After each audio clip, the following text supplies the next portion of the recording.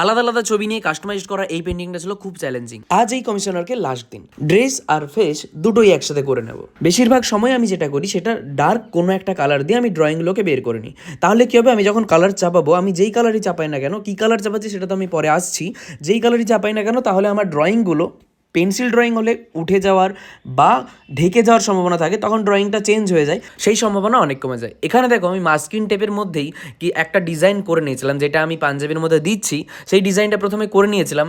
তারপর জাস্ট মাস্কিন টেপটা আটকে আটকে বিভিন্ন রকমের জায়গায় জায়গায় যেখানে যেখানে আমার মনে হয়েছে সেখানে সেখানে আমি ডিজাইনটা করে নিয়েছি। এবার আমি মুখে কালার চাপাচ্ছি। তোমরা জানো কালার আমি যে কী কী কালার ইউজ করি, ব্ল্যাক, ইয়েলো, অকার, স্কারলেট, হোয়াইট আর আল্ট্রামেরিন, এই কয়েকটা কালারই আমি ইউজ করি।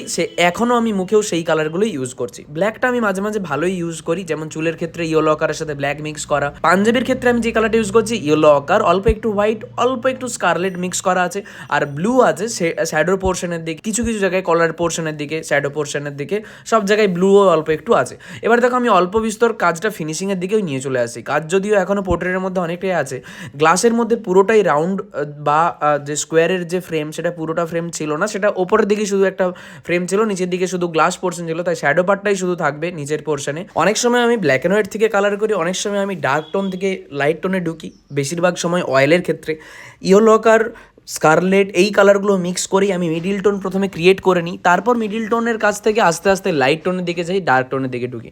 এখানে ক্ষেত্রে আমি সেই রকমই ইউজ করেছি। মিডিল টোন প্রথমে আমি ক্রিয়েট করেছিলাম, তার উপর হোয়াইট মিক্স করে আমি অল্প একটু লাইট টোনের দিকে গেছি, ব্রাউন বা একটু ব্লু মিক্স করে আমি একটু ডার্ক টোনের দিকে গেছি।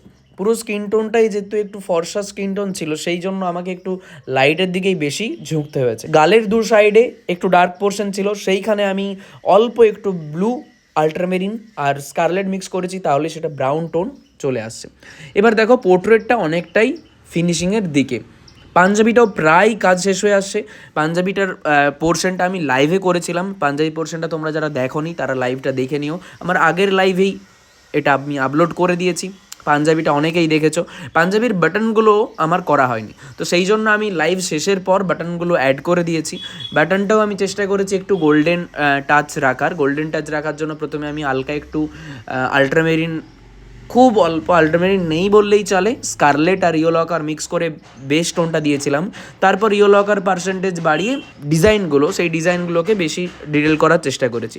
আর তার মাঝখানে আমি চেষ্টা করেছি একটু ব্লুয়ের পাথর বলো, সেই পাথরের ডিজাইনগুলো রাখতে। পোর্ট্রেটটা যদি তোমরা এখানে দেখো, পোর্ট্রেটটা বেশ ভালোভাবে ফিনিশিংয়ের দিকে এগিয়ে গেছে, ফিনিশিং হয়েও গেছে পোর্ট্রেটটা।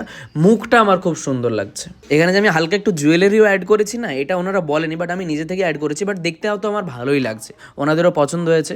তো ওনাদের দেখিয়ে নেব কাজটা, কমপ্লিট কাজটাও দেখিয়ে নেব, তোমাদেরও দেখাবো কাজটা। তোমরা আমাকে অবশ্যই জানিও যে কেমন লাগছে, আর অবশ্যই কমেন্ট করে জানিও কেমন লাগছে। যদি ভালো লাগে তাহলে বন্ধুদেরকে, বান্ধবীদেরকে, বাবা মা, ফ্যামিলির সবাইকে ছড়িয়ে দাও। ইউটিউব থেকে দেখলে সাবস্ক্রাইব করে দিও, আর ফেসবুক থেকে দেখলে ফলো করে দিও। দেখা হচ্ছে পরের এক ইনফরমেটিভ ভিডিওতে। বাই।